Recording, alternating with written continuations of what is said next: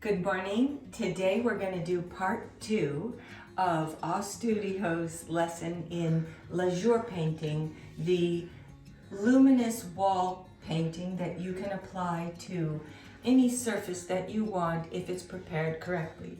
And in my last video I talked about how you have to paint the walls white. I recommended a Benjamin Moore paint, so you can check that video out. And today we're going to use this canvas for teaching purposes, and I'm going to show you how you apply the paint on the surface. It takes a lot of practice, really. It's not as simple as it might look. So other than a wall surface or canvas that you're going to be applying the Lazure paint to, you're going to need some paints. And if you come over here, you can see this my box that I've had for many years to carry around my paints when I have lazured walls at people's houses and been employed to actually do these surfaces. And here you see all a variety of stock mark colors. And the thing about lazuring is you layer at least 4 colors on the wall. So this is not a one-time only thing, it's labor intensive. And by adding the matte medium into the paint and the water, you make it so that it is durable to a certain extent. It won't take hard scrubbing, but you'll be able to wipe off, and certainly dusting the walls will be fine.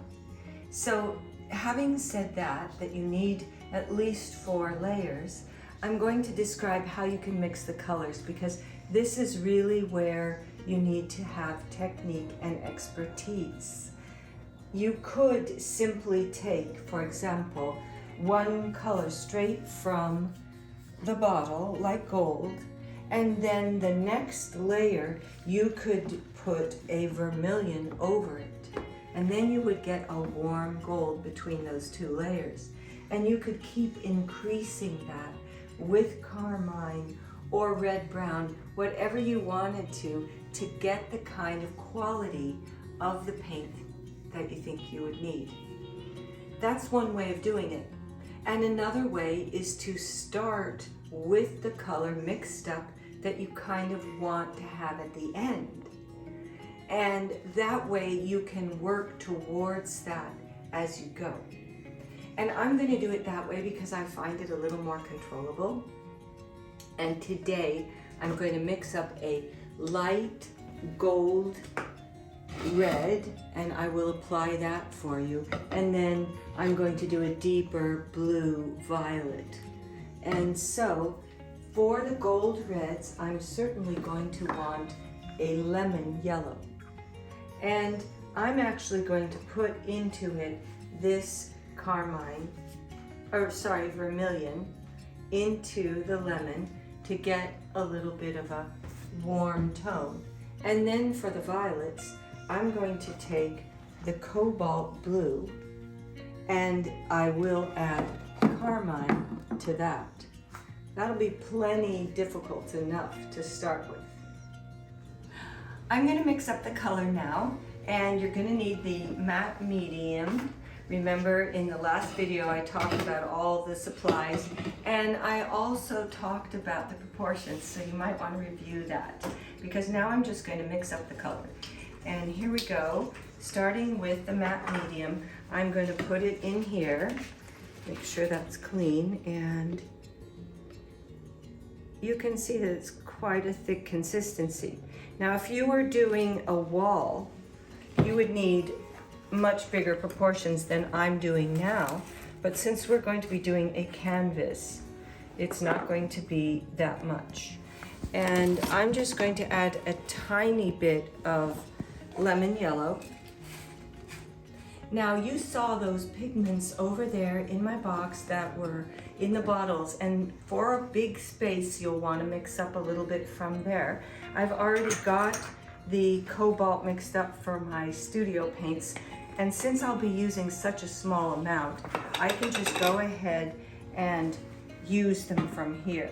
So we said we were going to use the carmine red and the cobalt together. and I'm just going to add a small amount of pigment, very, very minute, because you can always add more later.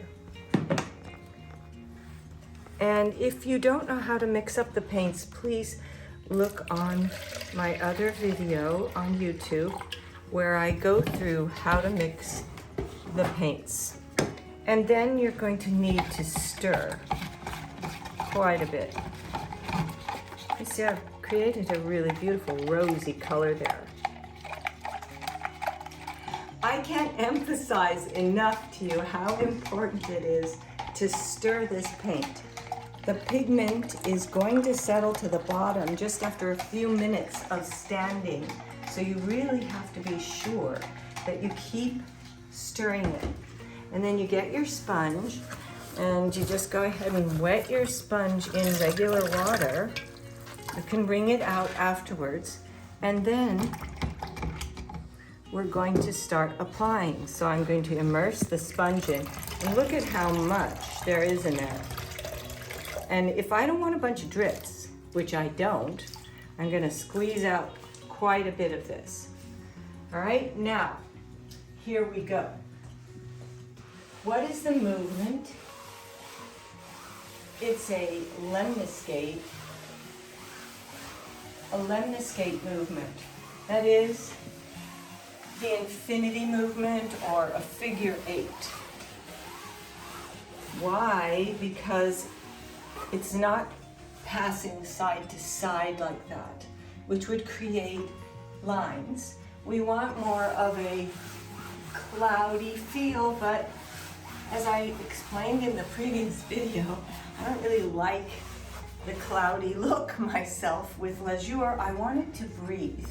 I want it to be luminous and light passing through that my eye can see, but I don't want to focus on clouds and forms, because to me, that's not the purpose. Now, I've talked a lot about mixing the colors and how important that's going to be to our final outcome. And you see, you could just take gold paint and put it in your mixture of matte, medium, and water and Lazure it on your wall, and you would have gold. But it would be sort of flat, in my opinion. So I rather take a lemon yellow and that vermilion, just a little bit.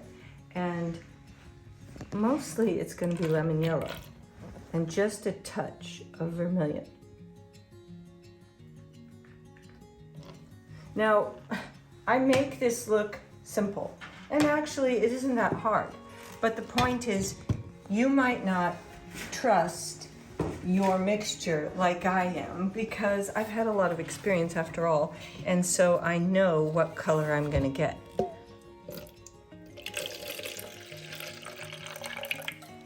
You see, this is not enough of the water that we actually need.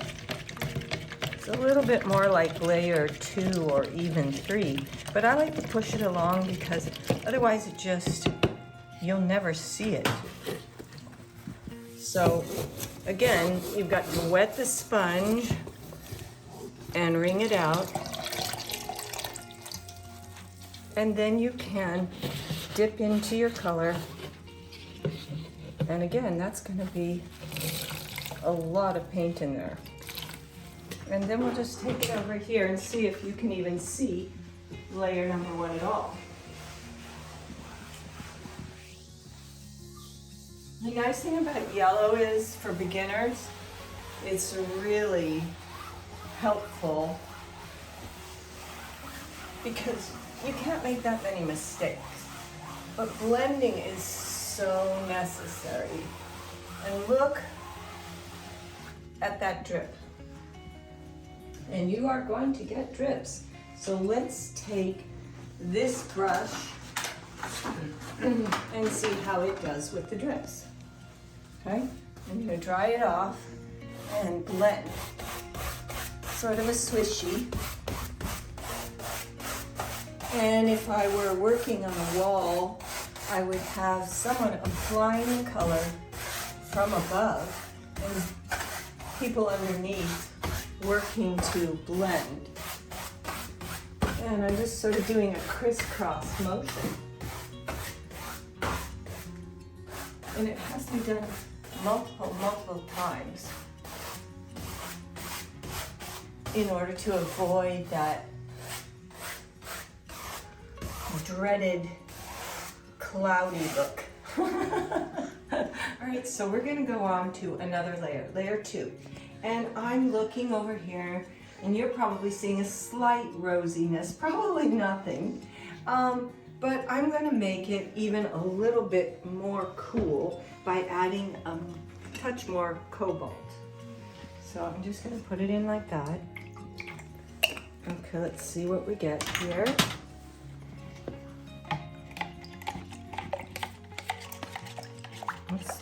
Yes. And to get it to adhere, I'm gonna have to put in a little more matte medium too. Be sure to shake that up as well.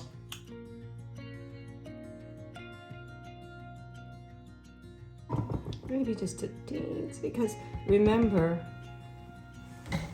we have quite a dilute mixture. And apply. Now, if this were a wall, someone would be up above, applying from the top, and there would be those underneath, catching and smoothing drips. See here, I can actually cover over the gold without changing the color.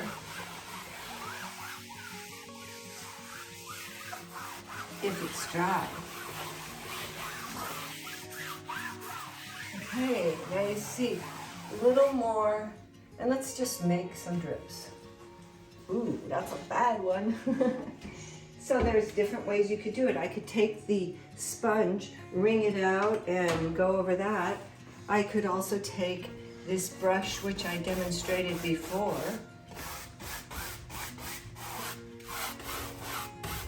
and I've also discovered in my time that these sponge rollers work really well for getting rid of drips. And yes, there will be those who are probably more conservative in this technique than I am. And they'll say, well, I don't think a sponge roller like that is very kosher to Lazure, Janet. And maybe they'd be right, but I don't care because it works really well.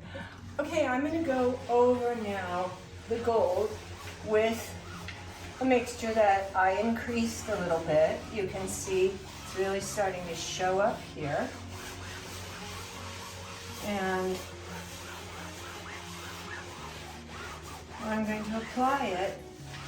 I'm not strictly doing lemniscates because if I do, look what happens. You get kind of, people will be doing this motion and they can only go so far on the wall. And so then you get a line. So I don't like that either. That's why I change it up. And I don't always do lemniscates. I am doing somewhat of that, but it's a more free motion in my method. And then again, I'm going to take this for smoothing. And I really like this. I've used it many, many times. I've even applied to the wall just using this, and forget about the natural sponges. I would suggest that every now and then you back away from the wall or whatever it is you're lazuring and see, you know, how it's going. Because you can see that this side is getting a little bit overpowered. And let's say you did want to mix the violet and the gold together. That's going to make a more earthy tone, more like a burnt umber. You may want that, and there have been times when I have been lazuring on walls to do motifs, such as a castle, and I did mix the colors a lot. And then there are other times when you're working in a room and you want to lift the ceiling, for example, so you get the lighter colors at the top, or to illuminate a corner. A dark corner can get really beautiful with yellow and gold.